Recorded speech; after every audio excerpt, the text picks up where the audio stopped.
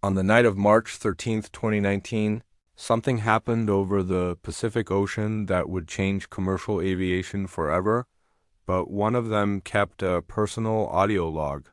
And now, 5 years later, that recording has finally surfaced. Captain James Reeves, callsign Ranger 47, had been flying commercial aircraft for 22 years. He had logged over 18,000 flight hours across every major ocean route in the world. He had flown through hurricanes, dealt with engine failures at 35,000 feet, and navigated some of the most challenging weather conditions imaginable. Nothing in his 2 decades of experience prepared him for what he encountered in Atlas 13. What Captain Reeves was about to share violated several non-disclosure agreements he had signed. He could lose his pension, face legal action, maybe worse. But after 5 years of silence, after watching 2 colleagues break under the weight of what they experienced, he couldn't stay quiet anymore.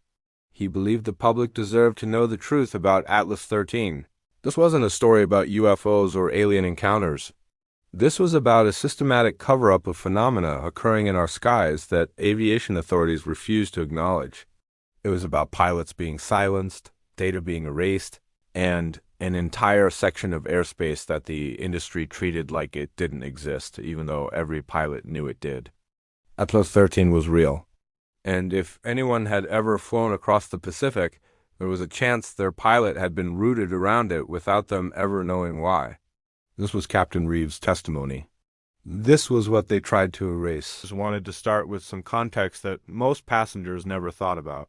When someone booked a flight from Los Angeles to Tokyo or from San Francisco to Sydney, they assumed their plane took the most direct route, but that was wrong. There were dozens of invisible boundaries in the skies, restricted zones that commercial aircraft had to avoid. Some were military airspace, some were designated for testing, and others had classifications so obscure that even veteran pilots didn't fully understand them. Atlas 13 was one of those zones. Located approximately 1,200 nautical miles west of Hawaii, Atlas 13 covered roughly 40,000 square miles of Pacific airspace. That was an area larger than the state of Indiana, just floating there in the middle of the ocean. On official aviation charts, it was marked with a simple notation: Special use airspace, prior authorization required. But here was the thing, no one ever got authorization, ever. Captain Reeves first learned about Atlas 13 during his initial Pacific route training in 2003. His instructor, a grizzled former military pilot named Bill Henderson, pointed to it on the chart and said something Reeves would never forget. See that zone? You'll never fly through it. Don't ask why. Don't file a flight plan that crosses it. If air traffic control ever vectors you toward it, you politely request an alternate route. That's all you need to know. For years, Reeves followed that advice without question. They all did. It became second nature. But pilots talked, especially on long-haul flights when they had hours in the cockpit with nothing but autopilot and conversation. And over the years, Reeves started hearing stories, whispers really, about pilots who accidentally entered Atlas 13 due to navigation errors, about strange radio interference that couldn't be explained, about visual phenomena that didn't match any known atmospheric conditions. Most of these stories were third-hand at best. I heard from a guy who knew a pilot who ... that sort of thing. Reeves dismissed them as aviation folklore, the kind of tales that grew more dramatic with each retelling. After all, he had been flying for nearly 2 decades and never experienced anything unusual in the Pacific. That changed on March 13th, 2019. Reeves was commanding Delta Flight 287, a Boeing 777 traveling from Los Angeles to Tokyo. They had 247 passengers on board and a flight time of approximately 11 hours. His first officer was Sarah Chun, an excellent pilot with about 8,000 hours of experience. They also had a relief crew for this long-haul flight, Captain Mike Torres and First Officer David Park. The first 8 hours were completely routine. They had reached their cruising altitude of 41,000 feet. The weather was clear, and all systems were functioning normally. Reeves and Chen were discussing the possibility of an early arrival when their ACARS system. displayed a message from air traffic control. Delta 287, this is Oakland Oceanic. We need you to deviate 30 degrees north due to increased traffic density. Climb and maintain flight level 430. This wasn't unusual. Air traffic controllers often adjusted routes for spacing or efficiency. Chun acknowledged the instruction, and Reeves began entering the new coordinates into the flight management system. But as he plotted the course, something caught his attention. The new heading would take them directly into the edge of Atlas 13. Reeves double-checked the coordinates. Then he checked them again. There was no mistake. Oakland Oceanic had just vectored them into restricted airspace that every Pacific pilot knew to avoid. He keyed the radio. Oakland Oceanic Delta 287. Can you confirm that routing? Our charts show restricted airspace along that vector. There was a pause. Longer than normal for radio communication. Delta 287 routing is confirmed. You are cleared into special use airspace Atlas 13 for traffic separation. Maintain assigned altitude and heading. Reeves and Chun exchanged glances. In 22 years of flying, Reeves had never, ever been cleared into Atlas 13. No one had. He knew pilots who had been forced to hold for an extra 45 minutes rather than be routed through it. Oakland Delta 287. Request alternate routing. We can accept vectors east or west of current position. Another long pause. Delta 287, negative on alternate routing. Current vector is for traffic conflict resolution. You are cleared into Atlas 13. Acknowledge. The tone in the controller's voice had changed. It wasn't a request anymore. It was an order. Reeves looked at Chun. She had her hand on the flight management system, waiting for his decision.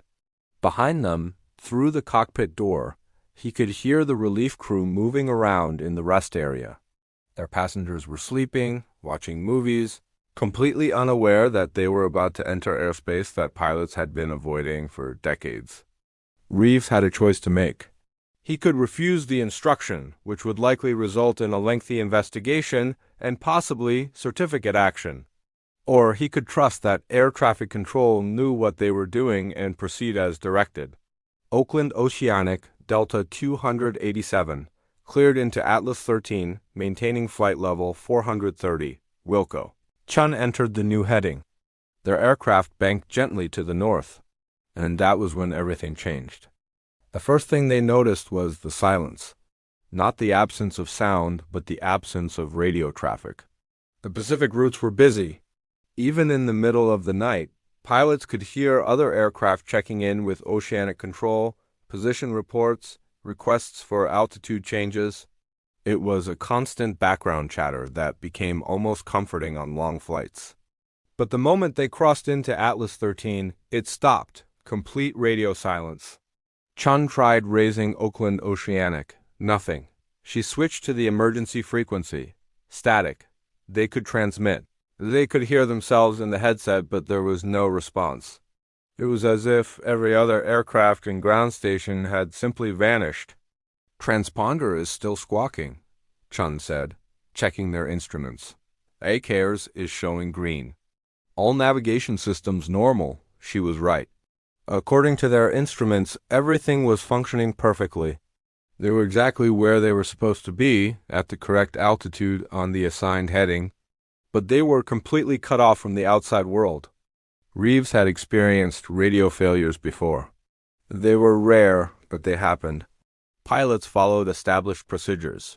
Maintain the last assigned altitude and heading, monitor emergency frequencies, squawk 7,600 to indicate lost communications. But this didn't feel like a radio failure. Their equipment was working. They just couldn't reach anyone.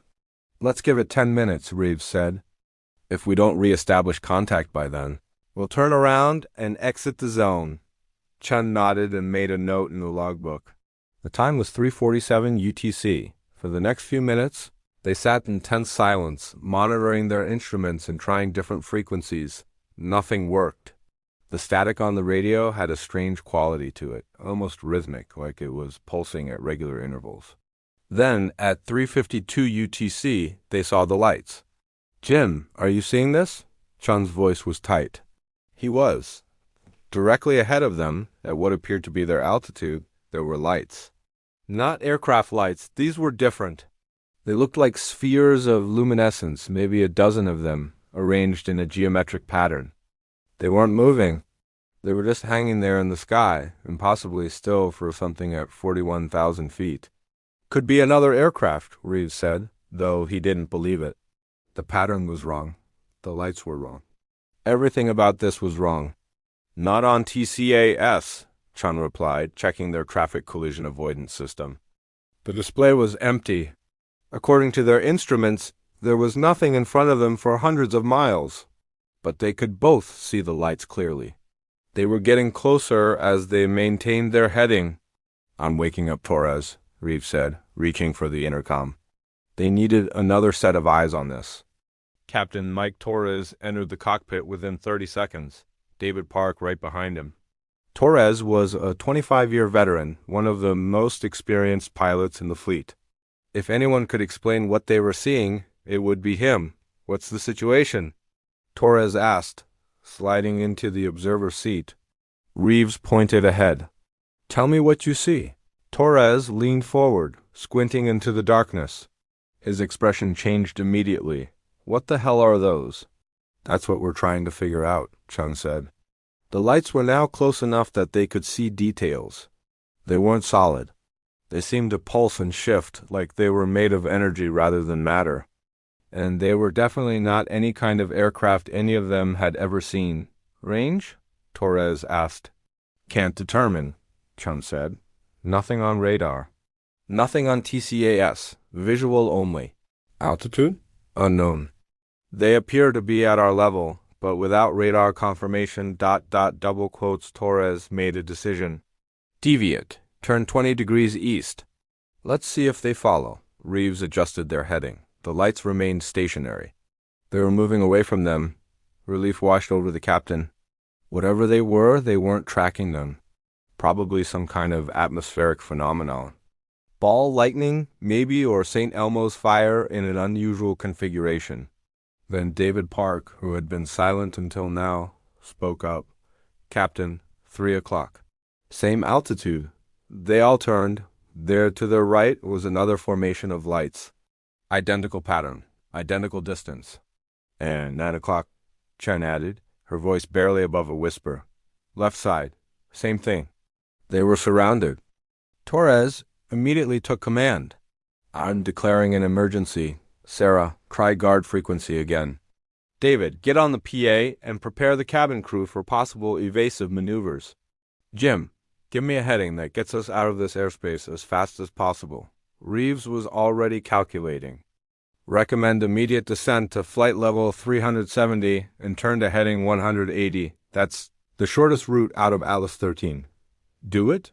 Reeves pushed the control column forward and rolled into a descending turn. The 777 responded smoothly. Behind them, they could hear Park on the passenger address system. His voice calm and professional. "Ladies and gentlemen, this is the first officer. We're experiencing some technical difficulties and will be making an unscheduled altitude change. Please return to your seats and fasten your seat belts." The lights didn't follow them.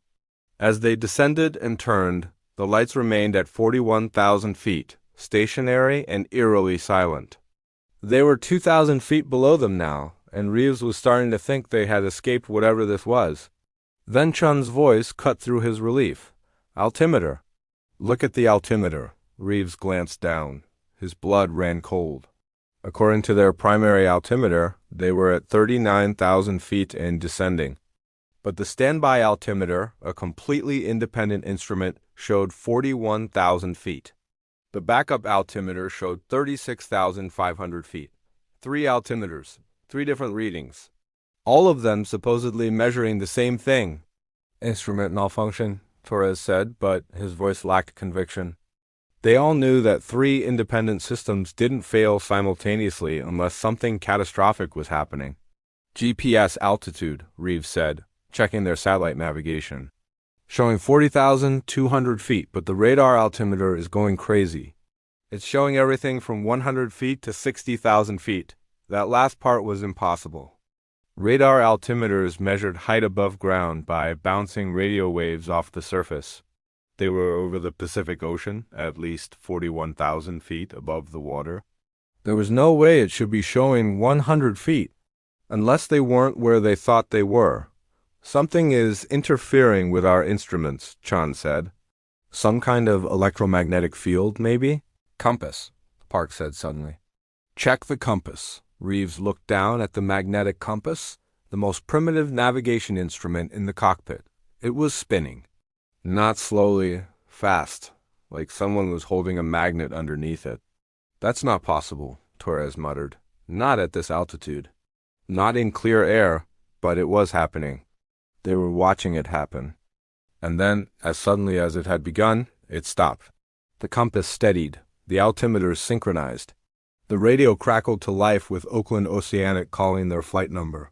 Delta 287, Oakland Oceanic. We've been trying to reach you for the past 12 minutes. Please acknowledge. Chan grabbed the microphone. Oakland, Delta 287. We experienced ... We're declaring an emergency. Request immediate vector out of Atlas 13. Delta 287. Cleared to heading 180. Descend and maintain flight level 350. Emergency services will be standing by at your destination. Can you describe the nature of your emergency? Reeves looked at Torres. Torres looked at Chun. They all looked at Park. What could they possibly say? That they saw lights that weren't there? That their instruments went crazy for reasons they couldn't explain? That something in Atlas 13 had surrounded their aircraft with phenomena that defied every law of physics and aviation they knew? Oakland Delta 287. We experienced multiple instrument malfunctions and unusual atmospheric conditions. All systems appear normal now. We're exiting the restricted zone. Copy. Delta 287. Maintain current heading. We'll have maintenance standing by in Tokyo. They didn't speak for the rest of the flight. What was there to say? The crew landed in Tokyo 6 hours later without further incident. As promised, maintenance crews were waiting for them. So was airline management. And, notably, 3 men in dark suits who wouldn't identify which agency they represented. Before the crew could even debrief with their own company, they were separated and taken to different rooms in the airport's administrative building. Reeves wouldn't see Chun, Torres, or Park again for 3 weeks. The interview lasted 7 hours. The 3 men took turns asking questions, recording everything, making notes on tablets Reeves couldn't see. They wanted every detail, exact times, exact positions, exactly what he saw, what the instruments showed, what he felt. He told them everything. Then they played him a recording. It was their cockpit voice recorder from the incident. Reeves heard his voice, Chun's voice, their exchange with Oakland Oceanic, but something was wrong. The timestamps didn't match what he remembered. According to the CVR, they had been in Atlas 13 for exactly 4 minutes and 33 seconds. Reeves knew that was wrong. They had been in that airspace for at least 20 minutes. He had been watching the clock. He had noted the times in his head. There must be an error in the recording, Reeves said. There's no error, one of the men replied. This is the official record of what occurred, but we were in there for 4 minutes and 33 seconds, the man interrupted, according to all available data. Flight recorder, ACARS reports, radar tracking, oceanic control logs. 4 minutes and 33 seconds. Reeves stared at him. That's impossible. We saw, according to the flight data recorder, you experienced a brief navigation system anomaly that was quickly corrected. No unusual lights. No instrument malfunctions. Nothing that would indicate anything out of the ordinary. That's not what happened. That's what the data shows. One of the other men leaned forward. Captain Reeves, you've been flying for 22 years. Excellent record. No incidents. No violations. You're 3 years from retirement eligibility, correct? Reeves didn't like where this was going. Yes, and you have family, a wife, 2 daughters. One in college, one in high school. What does my family have to do with this? Everything, the man said flatly. Because what happens next depends entirely on your cooperation. You experienced a navigation anomaly. Brief, insignificant. It was caused by a known issue with the flight management system that Boeing is already addressing. You filed a report. Maintenance checked the aircraft. End of story. That's not what happened, Reeves repeated. That's what happened, the man said. Unless you'd prefer a different narrative. One where a pilot with 2 decades of experience claims to have seen unexplained lights and experienced impossible instrument failures. That pilot would undergo psychological evaluation, probably be grounded pending the results. The media might get interested. Social media definitely would. He'd become the UFO pilot. His career would be over.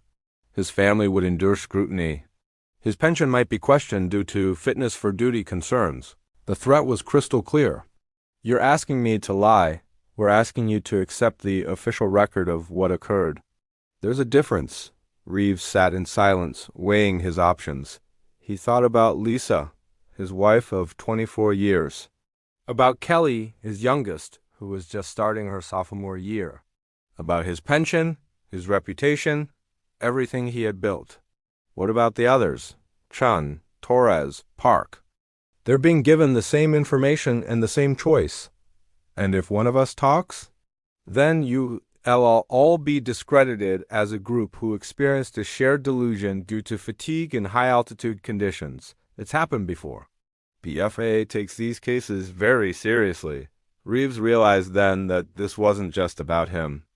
This was a coordinated response to something that had clearly happened before. The protocols were too smooth, too rehearsed. These men knew exactly what they were doing because they had done it before. How many others? Reeves asked. I'm sorry? How many other pilots have you had this conversation with? The man smiled, but there was no warmth in it. I'm afraid I can't discuss other cases. So there are other cases. Captain Reeves, I need your answer. Are you willing to accept the official record of what occurred on Delta Flight 287? Reeves thought about Chun in another room, facing the same choice. About Torres, a 25-year veteran, being told that his experience and observations meant nothing compared to what the data supposedly showed. About Park, the youngest of them, being introduced to a reality of aviation that they didn't teach in flight school. And if I agree, then you'll sign a non-disclosure agreement. You'll be compensated for your time today. The incident will be noted in your file as a routine system anomaly. You'll fly out your remaining 3 years without issue. In fact, I expect you'll find that your career trajectory might even improve. Early upgrade opportunities, preferential routing, things like that. A carrot and a stick. I need to think about it. You have until tomorrow morning. After that, we file our report with or without your cooperation. And I promise you, Captain, you don't want us to write that report without your input. They released Reeves at 11 p.m. local time. The airline had booked him into a hotel near the airport. He sat in that room all night, not sleeping, just thinking. At 6 a.m., his phone rang. It was Torres. Jim, it's Mike. Are you alone? Yeah. Don't say anything over the phone. Can you meet me in the hotel restaurant? 30 minutes? Torres hung up before Reeves could answer. Reeves found Torres at a corner table, looking like he had aged 10 years overnight. Chun was with him. Park arrived 5 minutes later. They spoke in whispers, aware that they were probably being monitored. They offered you the same deal? Torres asked. They all nodded. I've been thinking about this all night, Torres said. I called a friend of mine, retired FAA inspector. Didn't give him details. Just asked hypothetically what would happen if a pilot reported something unusual and the official record didn't match. You know what he told me? They waited. He said that in his 30 years with the FAA, he saw 3 cases like that. All 3 pilots were grounded. All 3 underwent psychiatric evaluation. All 3 eventually left aviation. He said the system protects itself, and it doesn't matter what really happened. What matters is what can be proven, and if your word contradicts the data wins every time. So we're supposed to just accept this? Chan asked. Pretend it didn't happen? I'm saying we need to be smart about this, Torres replied. We sign their papers. We take their deal. But we document everything, private records. Recordings if possible. We keep our own version of events somewhere safe. And if enough of us do this, eventually the truth comes out. That could take years, Park said. Or decades, Torres agreed. But it's better than losing everything now and still not being believed. Reeves understood Torres' logic, but something about it felt wrong. So we let them win. We let ourselves survive, Torres corrected. There's a difference. They all signed the non-disclosure agreements the next morning. They were each paid $50,000. Deposited into their accounts as consultation fees, the incident was officially recorded as a minor navigation system anomaly. Boeing issued a service bulletin. The case was closed. Reeves flew for 3 more years, just like they promised. He got his preferential routes. He retired in 2022 with full pension. He never spoke about Atlas 13 to anyone except Lisa, and even then, only once. But Reeves kept his records. Detailed notes, times that didn't match the official version. Descriptions of what they really saw. The audio recording that was now being heard. Because Torres was right about one thing, eventually the truth comes out. 2 months before Reeves released his testimony, he learned that David Park had died. Car accident, supposedly. Single vehicle crash on a clear day on a road Park had driven 1,000 times. Police found nothing suspicious. A month later, Sarah Chen called Reeves. That was when Reeves learned that their incident wasn't isolated. There had been dozens, maybe hundreds, all handled the same way. All buried under non-disclosure agreements and official records that didn't match what really happened. And here was what really terrified Reeves. He started tracking commercial flight paths across the Pacific. Using publicly available data, anyone could see where aircraft flew. And he noticed something interesting. Over the past 5 years, more and more flights were being routed through Atlas 13, not around it, through it. Whatever they were doing there, whatever they were testing or observing or covering up, they were getting bolder about it.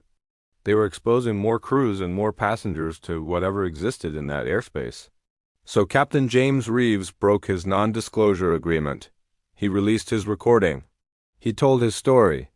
Because if something happened on one of those flights, if one of those aircraft didn't come out the other side of Atlas 13, he believed the public deserved to know why. They deserved to know that pilots had been warning about this, that pilots had been experiencing inexplicable phenomena in that airspace for years, that the authorities knew about it and had chosen secrecy over safety. Captain James Reeves made his testimony, and this was what they tried to erase. Captain Reeves' attorney confirmed the recording was made in September 2024. Reeves has since gone into protective custody. The FAA declined to comment on the case, citing pilot privacy concerns. Boeing stated that all 777 aircraft systems functioned within normal parameters during Flight 287. The location of Atlas 13 remains classified. 3 other pilots have contacted independent investigators with similar experiences. Their testimonies are being prepared for release. If anyone has information about Atlas 13, secure channels have been established for whistleblowers to come forward safely